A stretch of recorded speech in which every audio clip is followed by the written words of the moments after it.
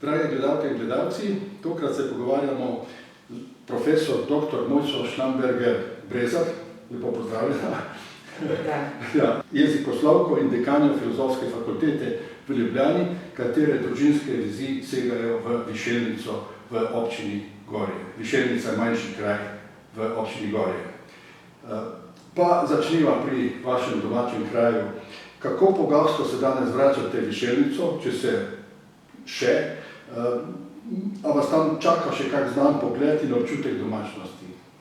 Ja, na Višelnico 8, to je ta tako imenovana zelena hiša, ki je prva takoj po znamenju, če greste po poti navzgor na Višelnico, se vračam kar pogosto, ker imam zdaj tam vrt. Aha.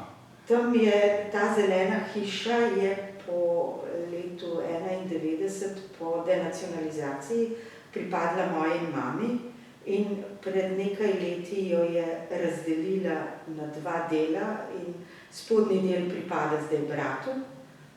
V zgornjem sem pa jaz in starši imajo zagotovljen kot. Moji starši so tam večinoma čez celo poletje, jaz pa prihajam vsaj enkrat na teden, da poberem pridelke, pa da kaj novega posejem pa posadim. Super, pa dobro raste. Dobro raste. Imamo tudi voluharja, ki nam vsake toliko časa kaj malega poje, potem tisti jesenski radič je treba pravočasno pobrati, ker hodijo srne. Drugače pa vse raste. Letos smo imeli čudovite hokaido buče iz ene same rastline, jih je bilo več kot 9. Pa to je dobro za juho, če se ne motim. Absolutno. Za razlago, za karkoli. Prej ste mi dejali, da, ko smo se pripravili na to, da je vaša mama v bistvu iz Višelnice oziroma iz Krnice. V bistvu, kako je vaša družina, me zanima, povezana s to Višelnico? Ja, moja mama je iz Gorij. Ona pravi, da je iz Gorij, v resnici iz Višelnice. Rojena je bila v Krnici leta 1944 in potem kmalu po vojni se je s teto in mamo preselila na Višelnico 8. To je bila hiša, ki jo je zgradil njen oče, mama je bila nezakonski otrok in očeta so ubili v drugi svetovni vojni partizani in po vojni je bila ta hiša zaplenjena in notri so naselili najemnike. Hiša še ni bila do konca izdelana, potem so najemniki nekako uredili streho in si uredili stanovanja, da so tam potem prebivali. Notri so bile 3 družine, kakor se jaz spomnim. Spodaj so bili Vestrovi, ki so se pač tam, mislim, da so se pisali Frčevi. Katrca in Silvester. Sta bila spodaj gospod in gospa, imela sta precej otrok. Zgoraj smo bili pa, je bila pa na eni strani potem, ko smo mi hodili, ko smo bili otroci na obisk, moja teta Franska na eni strani, na drugi strani pa gospa Ivanka, mislim, da so se tudi pisali Jan, oni so bili pa tako imenovani Rebrovi. Aha, gledajte, rekli ste, da so očeta ubili partizani, ne? Maminega očeta, ja. Ampak on je bil partizani, ste mi dejali. V bistvu, on je bil kovač in je bil tam malo za ta čas, tako kot so meni pripovedovali. Jaz v resnici ničesar tega ne vem iz prve roke, ker je umrl že leta 1944, ampak meni so pripovedovali tako, da je bil kovač. To je tista znana kovačnica na Višelnici, kjer so delali zvonce. Za krave. Za krave, ja, neka edina taka, še zdaj prava, ja. Zdaj se tam nič ne dela, ampak ima pa ploščo, tako da je zgodovinskega pomena. In menda naj bi tudi partizanom pomagal, bil je pa drugačen, nekako so rekli, napreden v tem smislu, da je tisto hišo, zeleno hišo zgradil, ker je nameraval imeti tam tujske sobe. Zdaj, iz te hiše Višelnica 8 se vidi tudi na jezero Blesko. Zdaj, če si predstavljate, to je pač na začetku hriba in je čudovit razgled na celo Bled in tisti grad. Bled in celo to zgornje Savsko dolino, tako še Jošt in Šmarjetna se vidi, do Kranja seže pogled. In si je zamislil, da bo imel tam tujske sobe, ker Bled je bil že priznano turistično letovišče. In potem pa seveda je bila vojna in vse skupaj in se to ni uresničilo. Ni jasno, zakaj je točno šlo, ne? Ni jasno, kakšna osebna zadeva. Ne vemo, to bi najbrž bolj profesor Repe vedel, ki je tudi od tam. Bomo skušali raziskati. Katere so pa vaše najzgodnejše slike iz Višeljnice? Kaj vam ostalo, recimo, v spominu? Ja, zdaj, tam sem imela prvo prebivališče, upisano tudi v zdravstveno knjižico. In tam sva bila z mamo, ne vem, prva 2 meseca, 3 mesece, kolikor je imela takrat leta 67 še porodniške. Potem smo bili pa v Šiški v Ljubljani in smo se pogosto vračali, predvsem hteti za vse te cerkvene praznike, ki jih v Šiški nismo praznovali. Zdaj tam so bili drugače, tam smo imeli potico za novo leto, pa za 1. maja. Medtem ko v Gorjah je bila pa potica za Veliko noč. In za Veliko noč smo vedno hodili v Gorje. Se pravi, v bistvu se spominjate Višeljnice, Gorij po praznikih? Po praznikih, pa tudi po počitnicah. V glavnem, bila sem tudi precejkrat pri stari mami, ki se je potem v Spodnje Gorje preselila. A so kakšne posebne zgodbe ali pa anekdote, ki se jih mogoče spominjate iz tega obdobja? Kaj pa vem, mogoče bolj iz pripovedovanja. Vem, da sem bila še čisto majhna in potem so pripovedovalo meni to otroško, da sem menda izjavila, da ko sem v Ljubljani govorim po slovensko, ko sem na Višeljnici pa moram govoriti po gorjansko, da me razumejo.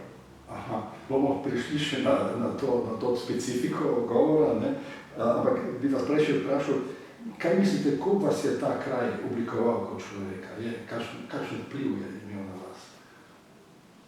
To je tako težko vprašanje. Ja, se ni enostavno. To je težko vprašanje.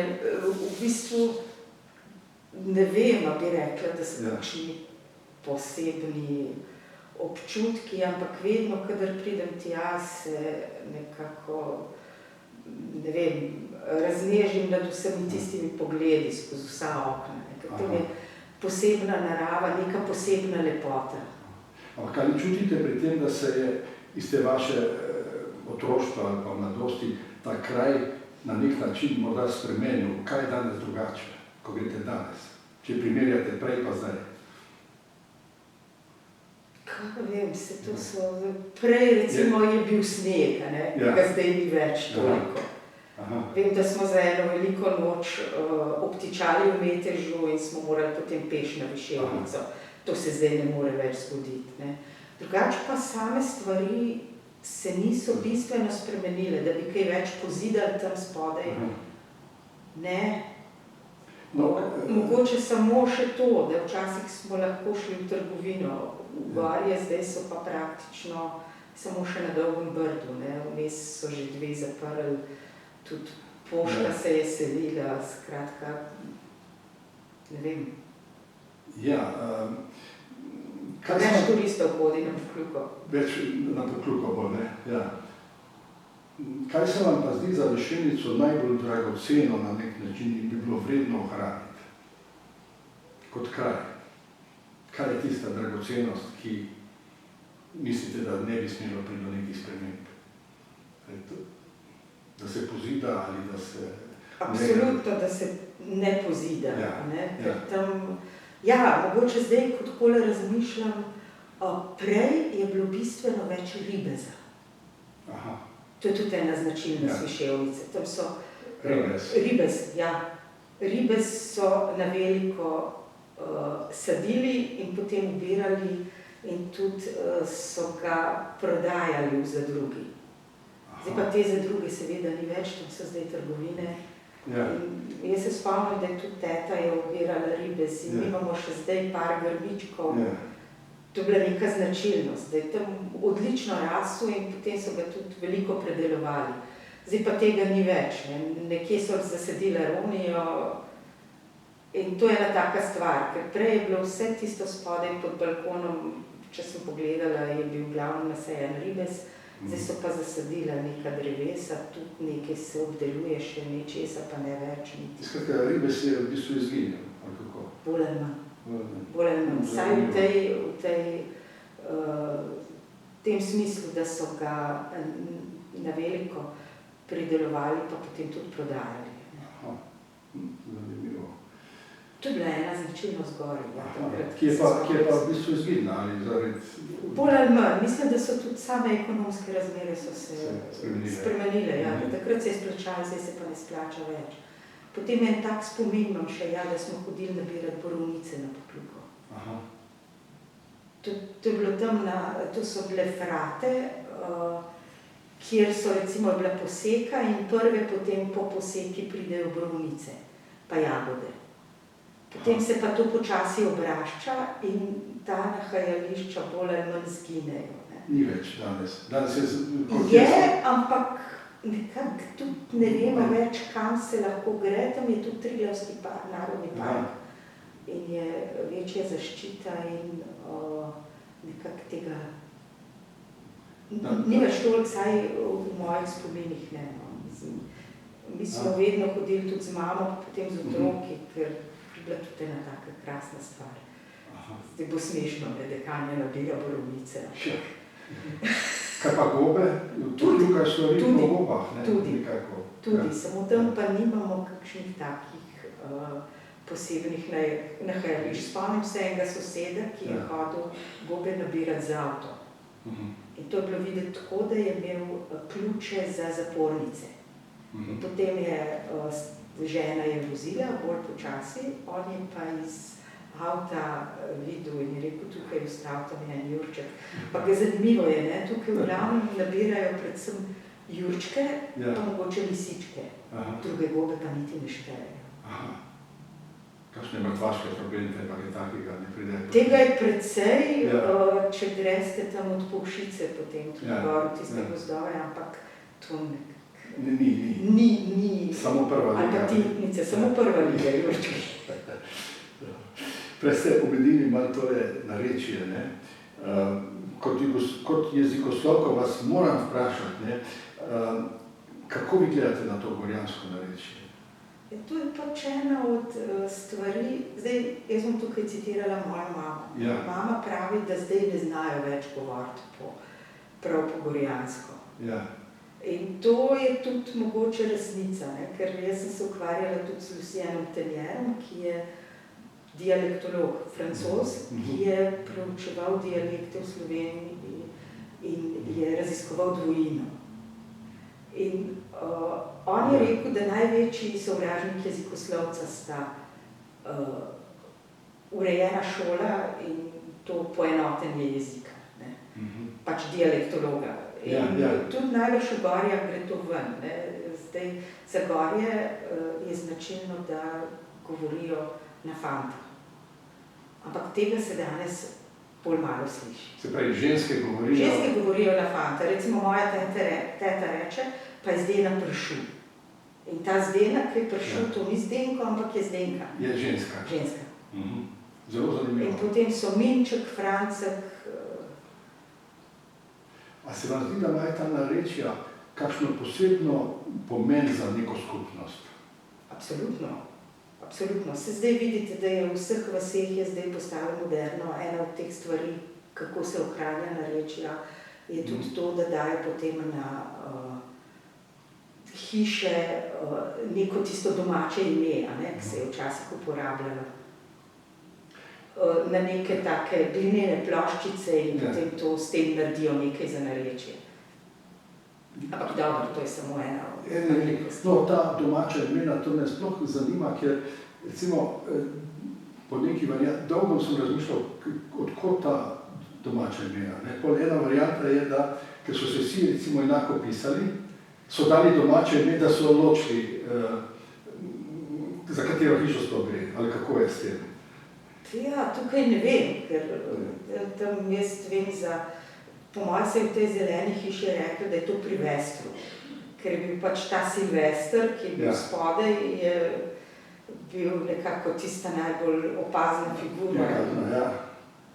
Ker ena druga hiša je pri Pogvajnu, malo stran od naše. Potem vem, da smo teta hodila k Šokelču po mleko. In potem sem jaz spraševala, kako se pišejo in se pišejo čisto drugače. Zdaj, te Pogvajnovi se pišejo Jan. Tako da... Ne da se čisto pojasniti. Ne da se pojasniti. Najbrž nek starejši ali priimek ali...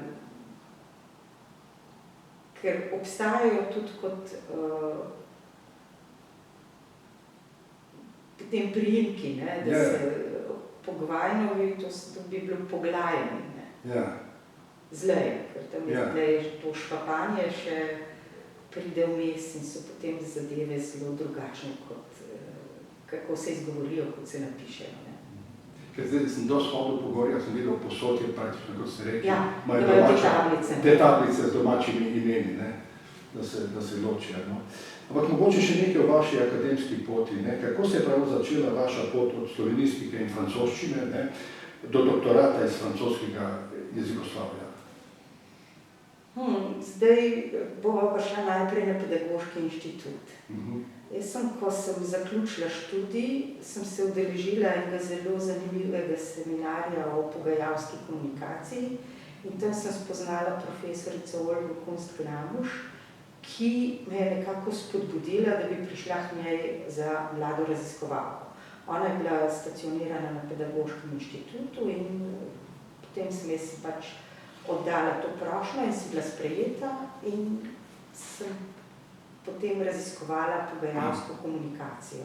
In to je bilo tudi tako videti, da sem, tako kot vi naju danes snemate, na pedagoškem inštitutu smo imeli eno odlično kamero iz teh evropskih sredstev, ki so tudi podprle to organizacijo seminarja.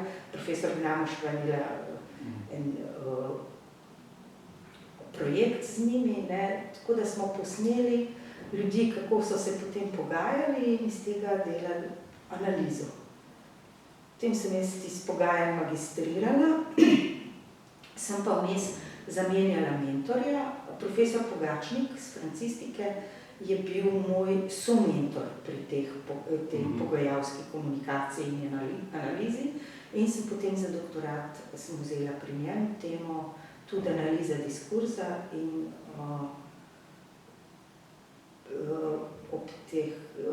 v tej analizi diskurza sem se osredotočala na povezovalce, konektorje. To so vsi ti diskurzni označevalci, ki recimo označujejo vstop v neko konverzacijo, pa potem kako se misel oblikuje, pa kje se da potem ampak ali pa tole, pa tako naprej. No in potem sem nekako, kako bi temu rekla, dobila tudi počasi vaje na romanistiki pri nekaterih predmetih, skozi to mojo ekspertizo in potem so malo s tem status mladega raziskovalca sem prenesla potem na filozofsko fakulteto, kjer sem bila tudi zaposlena potem 3 leta. Potem ga je malo zmanjkalo, sem vmes malo, če rečem temu, flikala tudi s pedagoško fakulteto in potem sem tako rekoč zadela glavni dobitek na loteriji. Danes na to... Strasbourg. Ne, v Strasbourgu sem bila na štipendiji. Glavni dobitek na loteriji je bil oddelek za prevajalstvo, kjer se je odprlo mesto za visokošolskega učitelja za francoski jezik. In nekako sem bila tam v pravem času s pravimi kvalifikacijami in sem se lahko redno zaposlila od leta 2001 naprej. Prej sem bila pa tako na pogodbi. Ampak zdaj, če gledam nazaj, je bilo to v bistvu zelo hitro, ker danes ljudje s kvalifikacijami čakajo tam do 45. leta. Jaz sem imela pa tako rekoč pri 33, 34 že redno službo. Zelo vedno. Ja, ta Strasbourg je pa prišel vmes, ko sem bila še na pedagoškem inštitutu. To je bila pa tako imenovana Tempus štipendija. To je podobno kot danes Erasmus. Ampak Tempus je bil namenjen tem državam, ki niso bile članice Evropske unije. To je bilo leta 1993. To je bila v bistvu prva štipendija, ki so jih podeljevali po osamosvojitvi Slovenije. Ker so takrat enkrat konec 92. šele v resnici Slovenijo priznale evropske države. Ne? In to je bila nekako prva štipendija, ki je bila za pol leta in jaz z njo sem šla v Strasbourg in to je bila čudovita izkušnja. Tam sem bila na tej USHS, Université des Sciences Humaines et Sociales, kjer so imeli tudi prevajalski oddelek, pa oddelek za francoščino, Lettres françaises, kjer sem študirala pol leta in tam sta bila te dva profesorja tudi, ki sta bila zelo znani tudi v širšem krogu. Profesor Kleber, ki je bil specialist za semantiko, in profesor Martin Rigel, ki je pa tudi avtor zdaj nekako najboljše francoske slovnice. To je ta Grammaire méthodique, ki je šla tudi takrat 94. leta. Jaz sem še celo poslušala, kaj so v tej slovnici, ko so jo načrtovali skupaj s profesorjem Pelajem, nam so to še predavali, kaj bo v tem. In jaz to s pridom uporabljam zdaj pri študentih. Zdaj bom vprašal malo tako. A ste kdaj pomislili, da imate zaradi korenin v majhnem, mirnem kraju kakšno prednost v tem akademskem svetu? Ja, zdaj v velikem akademskem svetu. Iz majhnega kraja. V bistvu jaz nisem te Višejovice nikdar tako jemala, kot da bi bila jaz od tam izvorna. Ker v resnici, mi smo se potem preselili v Ljubljano in potem sem odraščala v Medvodah, ampak v resnici v teh Medvodah tudi nisem nikoli v resnici odraščala, ker sem v osnovno šolo in v srednjo šolo hodila v Ljubljano.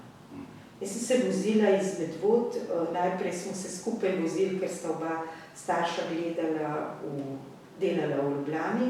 Smo se vozili z avtom, potem pa s tisto slavno 15-ko, ki je zdaj postala avtobus 25 in se vozila v celotno osnovno šolo in potem še v srednjo šolo.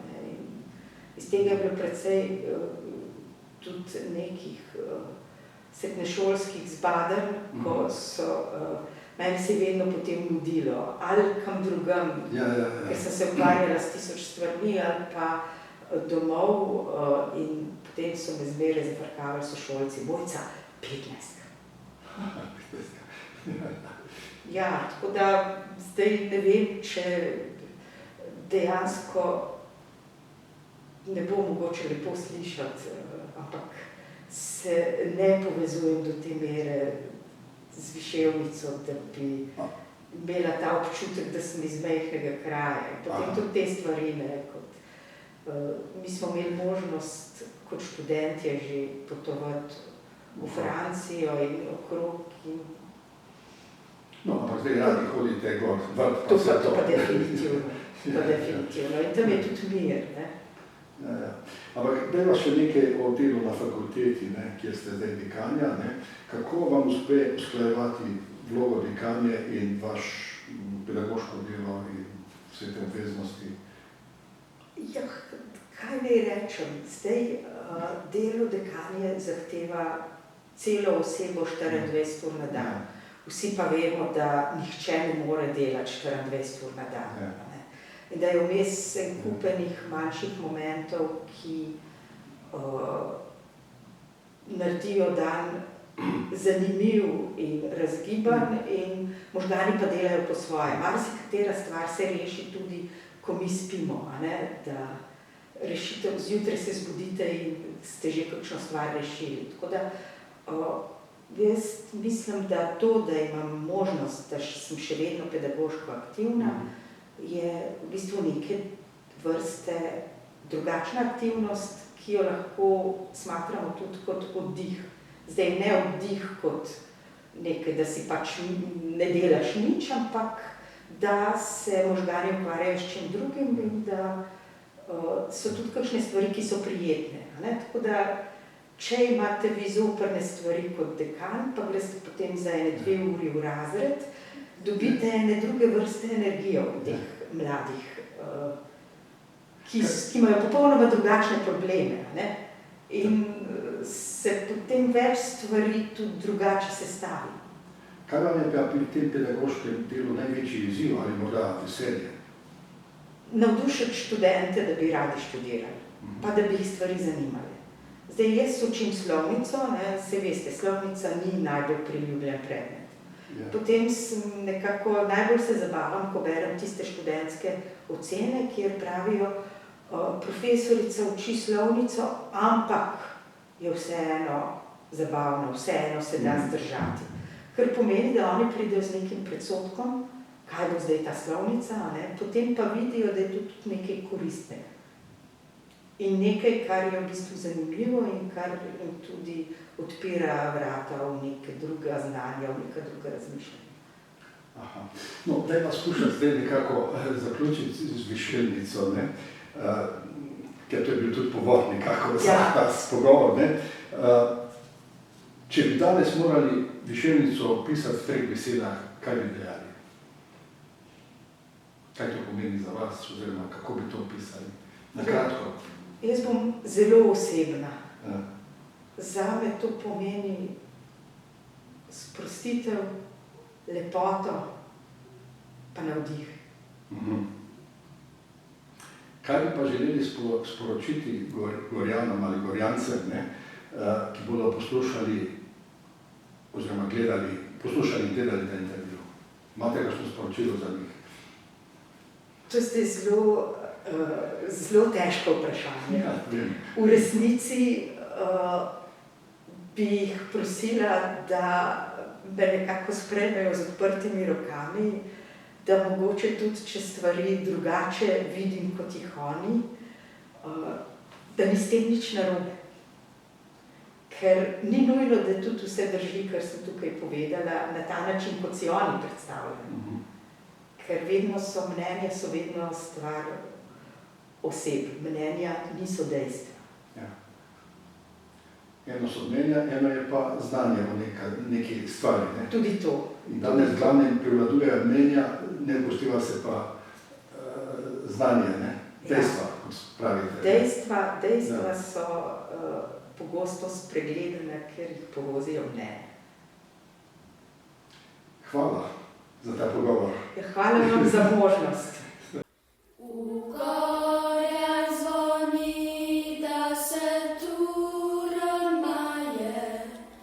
God.